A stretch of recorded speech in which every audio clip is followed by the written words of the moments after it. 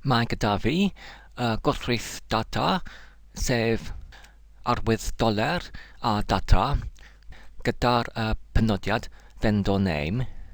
Mewn gyrynedd, mae'r gwrthrych data, arwydd doler a data yn cael ei datganu yn y datganiad fan yma, gyda'r ffwythiant array, cronfach crom agor, cronfach cron cae. Mae'r hynny sydd yn creu yr ebrythhawiad neu yr instantiation neu instantineiddiad o'r gwrthrych a data yn y dolen for each sydd yn dolenni pwp tro mae ein yn darllen pwp un rhes yn y trefniad neu array ei rows. Felly, beth sy'n digwydd yn y dolen yma yw ar gyfer pwp un rhes yn yr trefniad ei rows, mae'n angen i llenwi gwrthrych a data gyda'r data o'r rhes yna. Felly, beth sydd yn digwydd fan yma yw fi'n angen i gwirio os mae'r rhes yn y tabl vendors yn y cronfa data yn bodoli sydd yn cynnwys yr enw o'r vendor name fan yma. Os mae'r rhes yn bodoli yn y tabl vendors, felly dwi ddim yn angen i wneud unrhyw beth yn ether i'r penodi y data oddi wrth yr rhes i mewn i'r gwrthrych a data ar gyfer y rhes yna. Ond nid yw y rhes yn bodoli yn y tabl vendors, mae'n angen i mewnbynnu y data i mewn i'r tabl. Wedyn, sut i wneud hynny? Yn yr iaith rhaglenni PHP yn defnyddio y cronfa data mysql. Wel, yn yr enghraifft fan yma, dwi'n yn gyntaf yn datganu newidyn, sef arwydd doler SQL gyda'r datganad SQL, sef select vendor ID from vendors where vendor name yn cyfartalu gyda'r data yma, limit 1. Fi'n angen yn unig i dewis yr gyntaf rhes, yn unig i gwirio ai ydy rhes ar gyfer vendor yna yn bodoli. Wedyn, fi'n galw yr ffwythiant mysql-i tanlinellu query agor cronfach cron. Wedyn, y rhif ar gyfer cysylltiad i'r cronfa data ac wedyn yr newidyn sydd yn cynnwys yr datganiad SQL.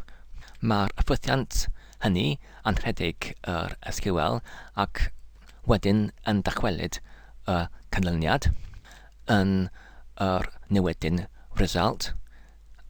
Ac wedyn, os dwi'n yn galw ar y ffwythiant fetch tanlinellu array agro cronfach cron mysql-i tanlinellu ysoc cae cronfach cron fel modd o'r newidyn result.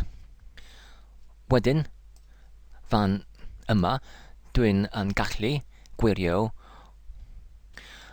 ai ydy unrhyw beth yn yr maes yn yr newidyn row.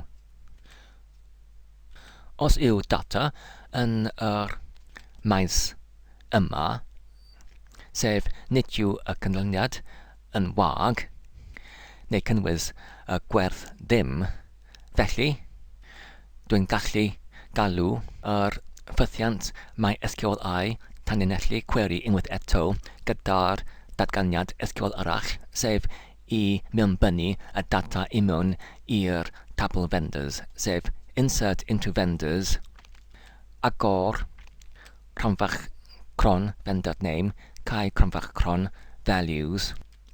Wedyn, yn y cronfach he cron, y data gyda'r vendor name, ac wedyn, wedi rhedeg datganiad SQL yn y ffythiant mysql tanlinellu query, dwi'n yn galw ar ffythiant arall, sef mysql tanlinellu insert tanlinellu ID i gerchu y rhif unigol uniaethiad o'r rhes oedd wedi ei newydd yn creu just yn awr, ac wedyn i penodi data canlyniadol yna yn y gothrych a data, ac wedyn i allbynnu rhif uniaethiadu unigol oddi wrth y gothrych a data allan ar y sgrin yn yr iaith HTML trwy'r newidyn ratstr. Ar y foment, mae'r gyda ni y tabl vendors yn yr cronfa data sydd yn wag. Nawr, fi'n mynd i lusgo ac i gollwng y ffeil xsv sydd yn cynnwys rhesau o data i mewnbynnu i'r tabl vendors fel hyn.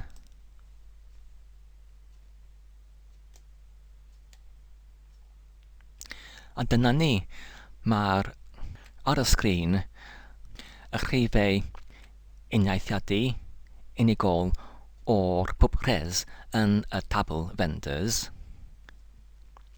sef y vendor ID, ac os dwi'n nawr yn adnewyddu y tabl trwy'r pwyso ar yr botwm F5,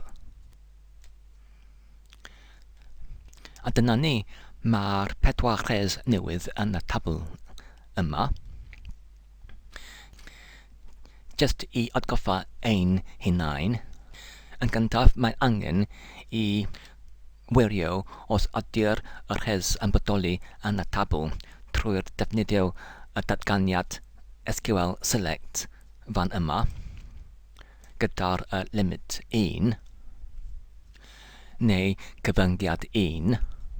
Wedyn i galw ar y ffythiant mysql tanlinellu query i rhedeg y datganiad SQL, ac wedyn i penodi y canlyniad o'r ffythiant i mewn i'r newidyn result, ac wedyn drwy'r modd fetch tanlinellu array mysql tanlinellu ysog yn yr newidyn neu gothrych result i benodi hynny yn yr newidyn arall row, ac wedyn i brofi os ydy'r maes vendor ID oedd yn ei gerchu yn yr datganiad SQL ai ydy y maes yna yn bodoli yn yr newidyn row neu yn cynnwys unrhyw fath o data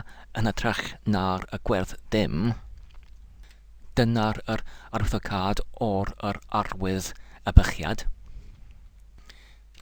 sef i mynegu y negyddol, sef os nid yw gwerth yn yr maes yn y gothrych neu newidyn row, wedyn i rhedeg datganiad SQL arall, sef i mewnbynnu y data i mewn i'r tabl. Neu, yn amgen, i penodi yr data i mewn i'r gothrych a data.